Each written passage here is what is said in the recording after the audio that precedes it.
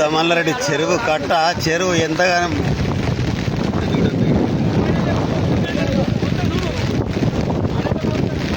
పైన జైలు కూడా మునిగిపోయింది.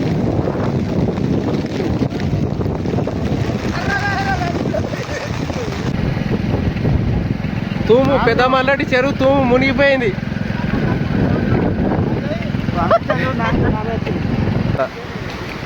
చెరువు కట్ట తెగిపోదానికి ఛాయిస్ ఉన్నది ఇంకో వర్షం పడితే.